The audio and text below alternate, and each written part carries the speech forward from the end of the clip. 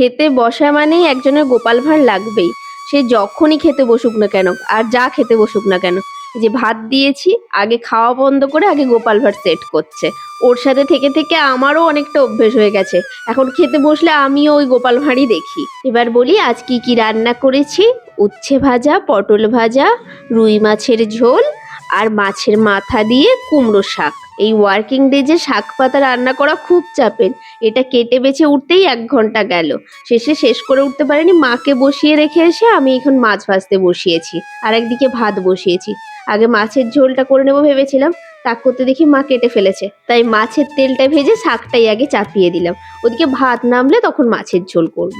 দেখেছেন কি ভুলো মন, পেঁয়াজ রসুন কেটে রেখেছি, ছেঁচে রেখেছি, কিন্তু দিতে ভুলে গেছি। চাপানোর পর যখন মাছের ঝোল বসাবো ওদিকে হঠাৎ খেয়াল পড়েছে কিছুই দিইনি। এই জন্য আবার একটু রসুন আর পেঁয়াজ ওই তেলেই ভেজে তুলে নিয়ে এখানে তরকারির মধ্যে দিয়ে দিলাম।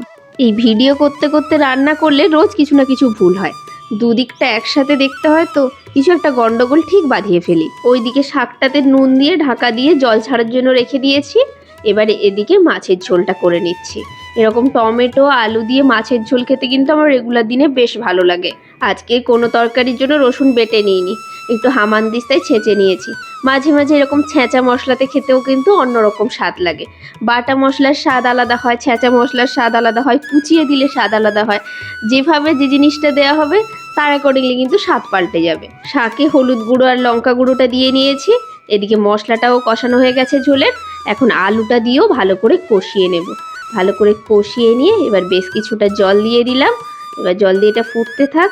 এদিকে পটল আর উচ্ছেটাকেও নুন হলুদ মাখিয়ে রেখেছি, ওইটা সবার শেষে ভাজবো। আমার যদিও সময় না হয় মাকে বললে মা ভেজে রাখবে, আমি স্নান করে আস্তে আস্তে ততক্ষণে রেডি হয়ে যাবে। আজকের মাছের সাইজ নিয়ে কেউ কিছু বলবেন না, আজকের মাছ কাটা কিন্তু একটু গন্ডগোল হয়ে গেছে। সকালে আমি ওঠার আগেই কাকা এসছিল, নিজেই মাছ টাছ কেটে রেখে দিয়ে চলে গেছে, কিন্তু কাকা কাটার সময় একটা গন্ডগোল করে ফেলেছে। আমি তো মাছের মাথায় মাছ রেখে কাটাই, কাকা সেটা ভুলে গিয়ে কাট মেরে দিয়েছিল, তারপরে মনে পড়েছে, দিয়ে ওই জন্য একটু ভাঙা টাইপের হয়ে গেছে। মাছের মুড়োটা আজকে তাই আর ঝোলে দিইনি, তাই মাছের মুড়োটা দিয়েই আজকে শাকটা রান্না করলাম। আর ওদিকে মাছের পিসগুলোও সব ছোট করে ফেলেছে। যা হয়েছে হয়েছে, বাড়িতে সবাই মিলে খাবো, কোনো অসুবিধা নেই। বাইরের লোক থাকলে একটু সমস্যা হতো।